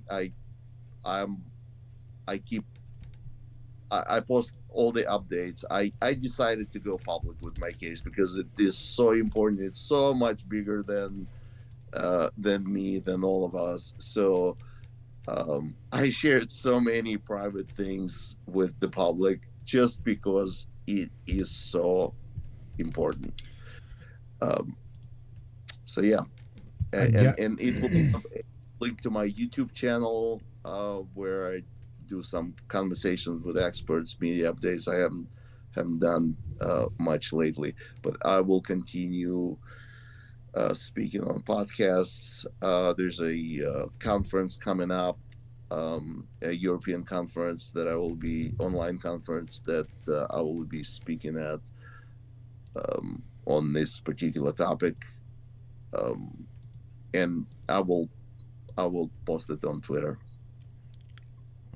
Awesome. I'm also going to show these. I'm right now showing everybody your. I just showed everybody your Twitter account. I'm going to go here and show everybody that you are also available on Facebook, Fedbook, well, whatever you want to call it. Yeah. but nevertheless, Eric and I both, we appreciate you being with us, man, and spending almost 2 hours. I'm happy to be here, and I just want to thank you personally, Len, for everything that you're doing, because it really does matter. It is bigger than all of us. You're right. Thank you, guys. You've been terrific. All right. Definitely appreciate you. Thank you, Eric. Deciphering TV, right? Thanks, guys. Thank you so much, Matt, for having this conversation, and everybody listening out there. Share this information, please. It's very important. All right, buddy. Just in case they want to get a hold of you, I got the deciphering experience below me. You go ahead and tell everybody what, where, how. Everybody that wants to get a hold of me and find out what's going on down at South Pole Station, just go to deciphering.tv. I have all kinds of posts up there and interviews with wonderful gentlemen like this today. There's an archive section where I have the documentation that verifies what's going on down in Antarctica.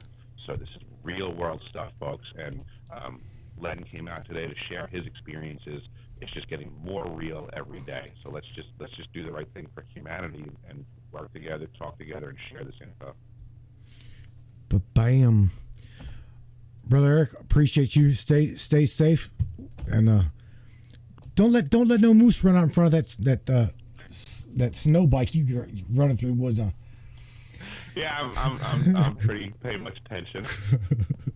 All right, my friend, take care of yourself. All right, thank you again for hosting myself and Len. Appreciate it. You got it. Have a great day, Matt. Thank you. All right, buddy. See ya. Bye. All right, everybody. What do we do? I'm going to leave this meeting here with Eric, and it's going to go right over here. And I'm going to say it's just me and the topic. It'd be like right there. There we go. The targeted individual, Mr. Len Ber. I hope you guys enjoyed tonight's discussion with myself, Len, and Mr. Eric Hecker. If you are a brainiac that questions everything, then indeed you are in the right platform. Again, Eric runs his own thing. Together we came tonight to talk to Len. I know that Eric has also he comes with a long list of TI listing stuff from a very young age. So nevertheless, I hope you enjoyed the program. I will catch you here on a Monday where we will be discussing and talking about the great lies and the deception in ancient Egypt. There's a notorious guy by the name of Mr. Zahi Hawass. You're gonna expedite me to Egypt. I'll go. Expedite me to Egypt for trial. I call you a liar. It's amazing what you've done to the Egyptian people. Amazing what you've done to humanity. You've lied to us for a long time. And come Monday, I'm going to show you some things that this man lied about. Again, everybody, welcome to the Matrix Minds over here. Up top, right there. You guys want to get a hold of me, or you want to get a hold of Len? You guys want to get a hold of Eric? MatrixMinds2020@gmail.com. And we'll do our damnedest to get a hold of you. You guys look us up on Facebook. However, whenever. Till Monday, Matthew Turner here with the Matrix Minds. You guys continue to question everything, even the fabric of reality, my friends. You guys are the ones behind it all. The ones that break the system from the inside out as well as the outside in. Till then, you guys have a great weekend. Enjoy yourselves. Take care of yourselves as well as one another. Peace out. Crank it up, Brainiacs. We're out of here. Peace out. Matrix. We're in the Matrix. We're in the Yeah, crank it out.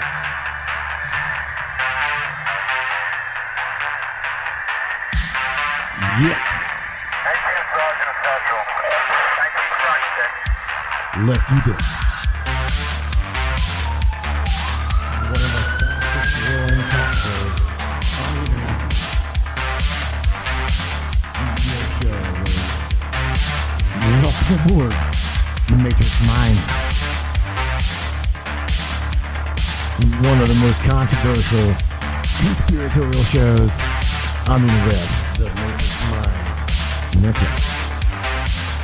Buckle up, everybody. Let's go. Paranormal, huh? Conspiracy, huh? Ufology? Hidden Egyptology. And anything and everything we can get our hands on. Let's go. Welcome aboard.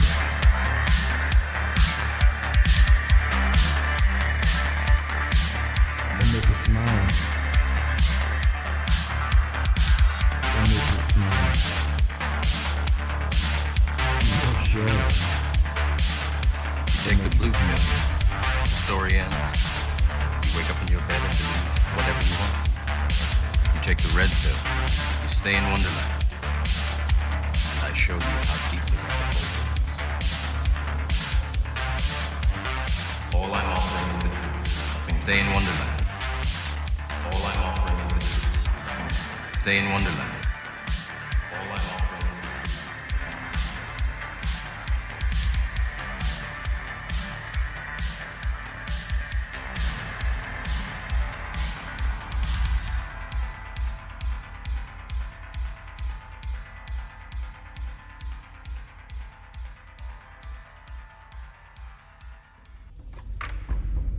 What is up, all my beautiful and gorgeous souls? I am Michelle Espinosa, otherwise known as the Shaman, through the Matrix Mind Media. So tell me, how many times have you wished that you had that special power of prediction? You know, to know what was going to happen before it actually happened and took place. To have some power and control over that situation before things came flying at you out of left field. The thing is, you actually can have that power. You can be aware of what's coming. Tune in to Astrology TV with me for Breaking the Cage. Every Sunday evening at 10 p.m. Eastern on the Matrix Mind Media. And I will go through the astrology and help put you on the right course and get you back in control of your own life. Love you guys. This CBD fluid is a whole flower fluid extracted from the cannabis flower. We don't use any heat, butane, or chemicals when we extract, so we get all of the components of the plant. All the CBD, CBG, CBA, all the terpenes, all the flavonoids. This allows our body to absorb at 60 to 90% rather than the average of 6 to 10% absorption you would get with a CBD oil. Because our bodies are made up of mostly water and this is a fluid, it's highly absorbable so that you're getting 500% more nutraceuticals per dose. We also have this available in our CBD spray as well as a muscle rub with all kinds of botanicals. You're going to absolutely love it. Check it out, Brainiacs. MatrixMinds.live/CBD. CBD I use. Feel free again. Feel alive again. And now back to the show. Ladies and gentlemen, before I leave here, I want to share something right real quick with you. And that is that anybody that suffers from the Havana syndrome that or you think that you may, okay? With everything that you guys watched and you paid attention to in tonight's broadcast, let me just go over here right real quick and make sure that I'm on the right screen to where I can read this with you. I don't want to.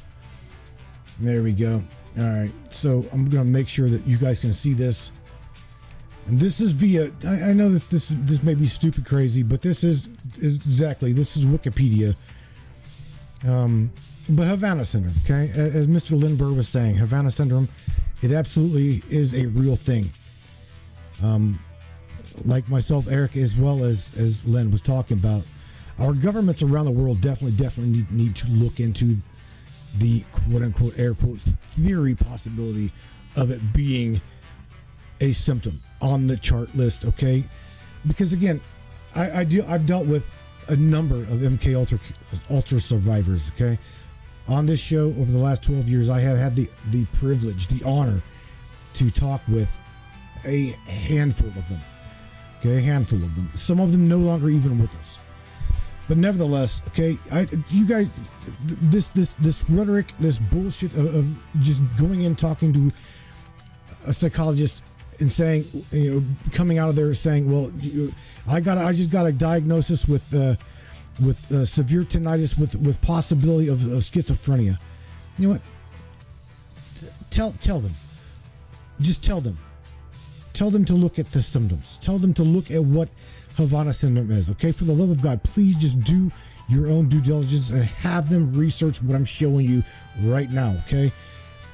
Because here's the thing, okay? And this goes even as far as, again, our good friend Len was just somebody random, okay?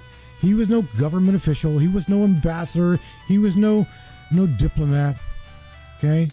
But even them, even this is why I'm trying to tune in this right now, is because even our military men and women are also being targeted by these direct energy weapons. You heard me and Eric talk about it earlier. You know, these machines, they're amazing machines. The problem is they're being used for a nefarious, very malevolent, very destructive purpose. Okay, so the symptoms of Havana syndrome: hearing a sudden loud noise, pain in one or both ears, feeling pressure of vibrations in the head, tinnitus, classified as tinnitus, visual problems, vertigo, nausea, congestive difficulties. So you can see where the normal physician would just chalk this up as maybe you're coming down with you've got, you know, maybe a sinus infection, goes with cognitive difficulties and vertigo, feeling nausea, phlegm. Who knows, man? There are so many symptoms that these machines can materialize within your biological meat suit. Remember, here on the Matrix of Minds, I think that you are a spirit with a vessel. Okay? You are a spirit in a vessel. You're not a vessel with a spirit. This is your body. This is your biological machine. Okay? And whenever it comes under fire, you got to have some artillery to fight back with. Especially whenever you're trying to fight a damn diagnosis that has got everything under the sun, okay? Hearing sudden loud noises, pain, tinnitus, visual difficulties, blah, blah, blah, blah. And I'm just telling you, it doesn't just stop with you, okay? It just says Havana syndrome is an alleged medical symptoms, unknown causes, experimental or mostly abroad the United States government officials. I'm not a government official, okay? I'm not a government official, This broadcast isn't funded by anybody. This broadcast is as government as Dairy Queen. Okay, Len Ber, he's not a government official, and he, by God, suffering from it. He's got a diagnosis of it.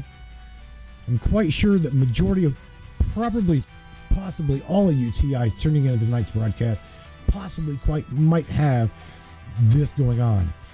Okay, so again, it's not just to our government officials, but shout out to you, all of you, for doing your own thing, and being with us and fighting the good cause. Okay, here on the Matrix, without a doubt, we love you guys.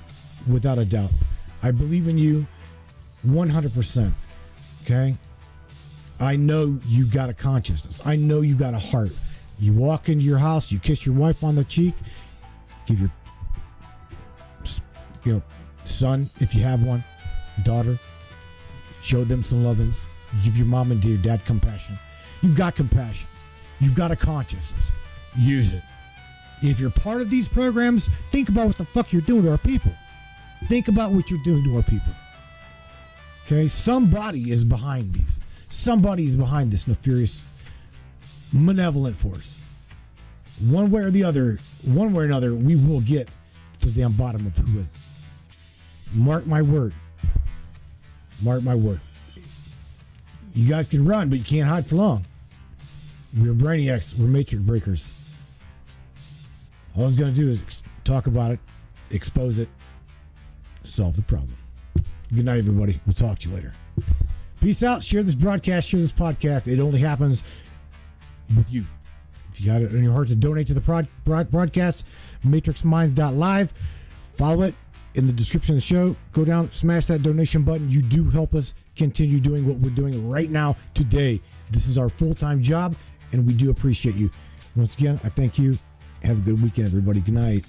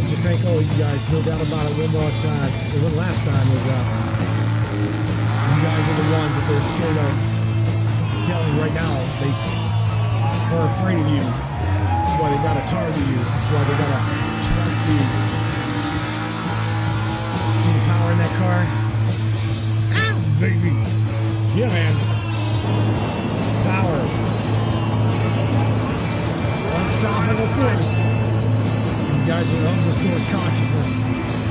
Once again, I call you the Matrix Workers. Together, we are one.